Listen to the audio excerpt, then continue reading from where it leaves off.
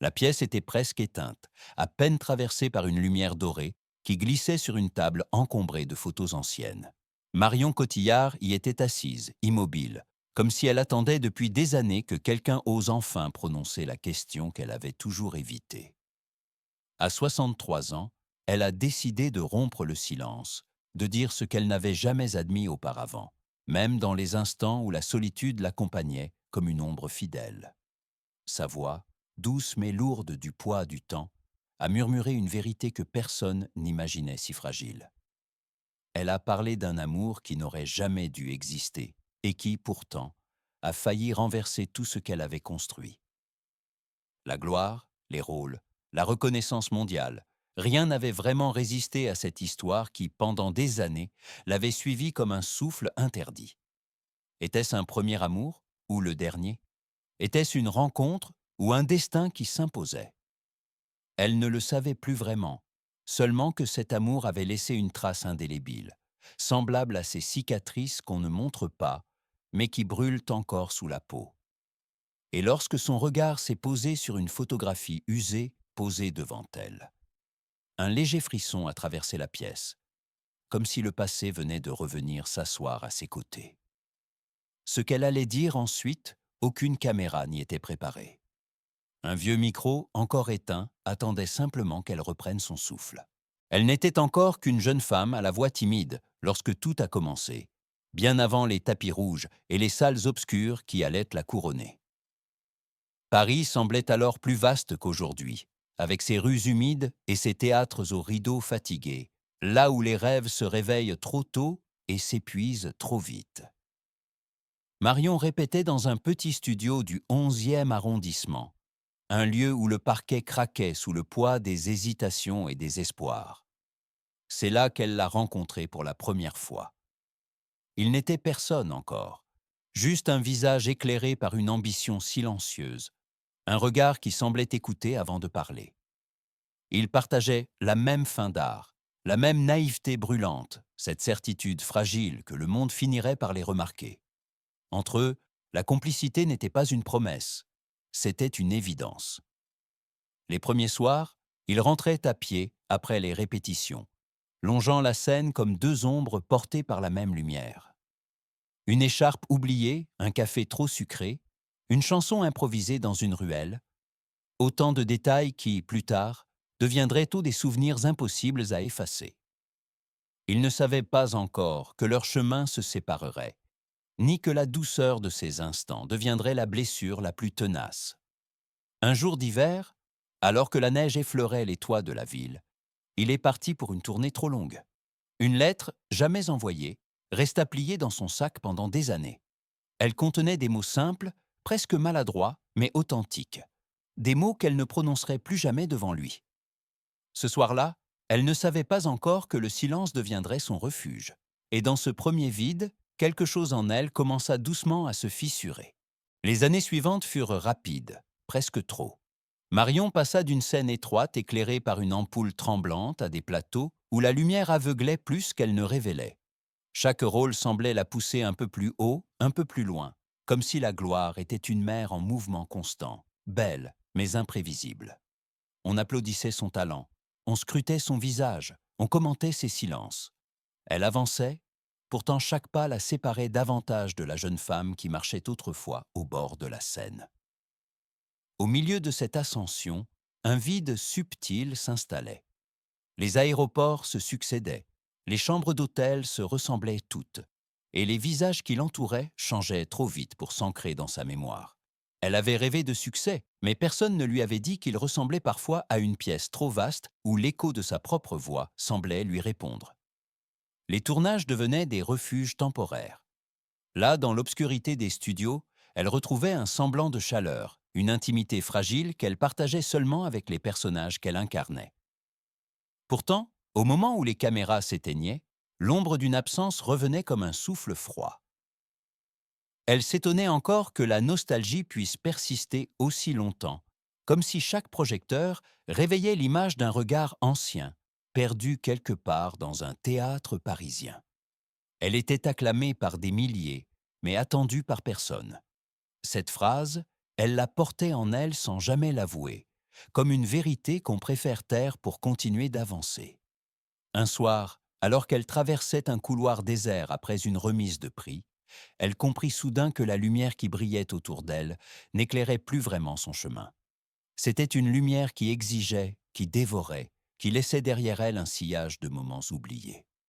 Et dans cette clarté trop forte, elle sentit pour la première fois que quelque chose en elle s'éloignait doucement, comme si l'être qu'elle devenait ne parvenait plus à toucher celle qu'elle avait été. Et dans le bruit de la gloire, elle commença à ne plus s'entendre. Cette prise de conscience, subtile mais profonde, marqua le commencement d'une solitude nouvelle, une solitude qui allait ouvrir la porte à l'histoire qu'elle s'était efforcée d'oublier. C'est au sommet même de sa carrière qu'il réapparut, comme si le destin s'était amusé à ramener vers elle ce qu'elle avait enfoui sous des années de silence et de rôle après rôle. Il n'avait plus le visage du jeune homme qu'elle avait aimé dans un studio parisien, mais ses yeux, eux, n'avaient pas changé. Toujours la même lumière douce, la même façon de saisir le monde comme une respiration fragile. Leur rencontre, ce soir-là, n'était pas prévue. Pourtant, dès qu'elle l'aperçut, le temps sembla se contracter autour d'eux. Ils parlèrent longuement, d'abord avec la réserve de deux vies trop remplies, puis avec la sincérité de deux cœurs qui n'avaient jamais vraiment guéri. Les années n'avaient rien effacé, seulement transformé leurs blessures en une tendresse plus profonde, presque dangereuse.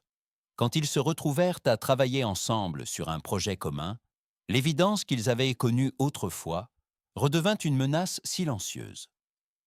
Les regards échangés contenaient plus de vérité que leurs mots prudents. Leurs mains se frôlaient plus qu'elles ne se touchaient. Le monde, autour, semblait disparaître. Il ne restait que le battement de deux cœurs en sursis.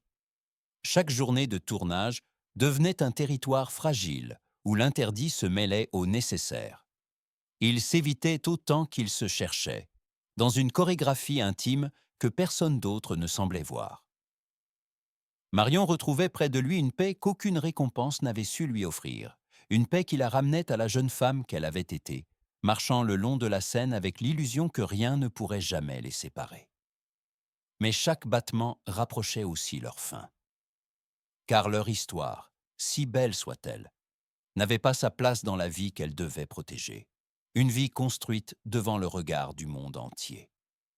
Elle savait que céder à cet amour serait trahir non seulement ceux qui l'entouraient, mais aussi la version d'elle-même qu'elle avait si durement façonnée. Un soir, après une scène particulièrement intense, ils restèrent seuls dans un décor silencieux. Une lumière rouge encore chaude des projecteurs glissait sur ses épaules. Il lui demanda doucement « Est-ce que tu regrettes ?» Elle ne répondit pas.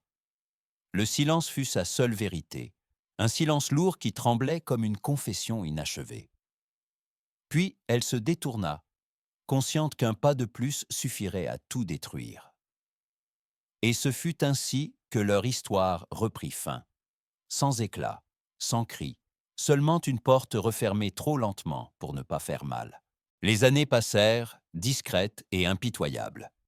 Marion apprit à ranger son cœur comme on range un costume trop fragile, en veillant à ne plus laisser dépasser la moindre couture. Sa vie publique, parfaitement maîtrisée, semblait ne contenir aucune faille. Pourtant, à l'intérieur, une part d'elle demeurait suspendue à cet amour qu'elle avait choisi de perdre pour continuer d'exister. Rien n'effaçait vraiment les traces de ce qu'ils avaient à partager, pas même le bruit continuel de la célébrité. Ce fut lors d'une interview intimiste, dans un studio presque vide, que quelque chose céda. La journaliste avait posé une question simple, anodine même. « Y a-t-il un rôle que vous n'avez jamais su quitter ?» Et soudain, sans qu'elle puisse l'éviter, la mémoire reprit forme. Le visage de cet homme, son rire discret, la chaleur de ses mains encore tremblantes dans l'obscurité d'un décor oublié. Elle sentit la vérité remonter comme un souffle longtemps retenu. Il n'y eut pas de larmes, juste un silence. Un silence qui s'étira, doux et lourd, comme si chaque seconde cherchait à lui offrir la permission de parler enfin. « Oui », finit-elle par murmurer. Un seul mot, presque perdu dans l'air. puis un autre, plus fragile encore, lui. Elle expliqua que certaines histoires n'ont pas besoin de nom pour exister et que certaines présences continuent de nous accompagner même quand la vie nous pousse à en choisir d'autres. Elle dit que cet amour-là avait été le plus beau, le plus dangereux, et qu'elle n'avait jamais trouvé un moyen de lui dire adieu. Sa voix restait calme, mais ses yeux brillaient d'une lumière ancienne. La lumière de ceux qui ont aimé profondément, mais trop tôt ou trop tard. Elle ajouta, avec une sincérité que rien ne semblait pouvoir contenir. Il a été l'amour de ma vie. Je ne l'ai jamais oublié. Je crois qu'il le savait. Une phrase longue, lente, presque chuchotée, glissa alors hors d'elle comme une délivrance tardive, une phrase où chaque mot semblait porter le poids des années. Il y a des sentiments que le temps n'efface pas, même lorsque la raison nous oblige à les taire, et ils demeurent en nous comme des ombres bienveillantes que l'on n'ose plus toucher. Ce jour-là, elle comprit que certaines vérités ne détruisent pas une vie, elles la complètent. Et dans la salle silencieuse, on aurait dit que la confession venait de refermer une porte qu'elle avait laissée entr'ouverte depuis trop longtemps. Les jours qui suivirent sa confession furent étrangement paisibles. Marion marchait plus lentement, comme si chaque pas retrouvait enfin un rythme qu'elle avait oublié depuis longtemps. À 63 ans, elle observait sa vie avec la douceur de quelqu'un qui ne cherche plus à convaincre, mais simplement à comprendre. Ses souvenirs ne lui faisaient plus peur. Ils respiraient autour d'elle comme des fragments d'une existence qu'elle avait trop longtemps voulu contenir. Dans son appartement silencieux, une lumière d'après-midi glissait sur les murs. Elle prit la vieille photographie qu'elle gardait depuis des années, celle où lui et elle apparaissaient à peine, flous, comme deux ombres trop proches pour ne pas s'aimer. Elle la posa devant elle, sans regret, sans douleur nouvelle. Ce n'était plus une blessure, c'était une trace. Elle comprenait désormais que les histoires qui ne se vivent pas jusqu'au bout ne sont pas forcément inachevées. Elles laissent une empreinte subtile, une respiration discrète qui continue de nous accompagner lorsque la nuit tombe. Et parfois, en silence, elles nous apprennent davantage que les amours qui survivent. Et si aimer, c'était simplement se souvenir sans rancune, et si le silence, parfois, était la plus belle des confessions. Un souffle léger passa par la fenêtre entr'ouverte, comme un écho lointain de ce qui avait été.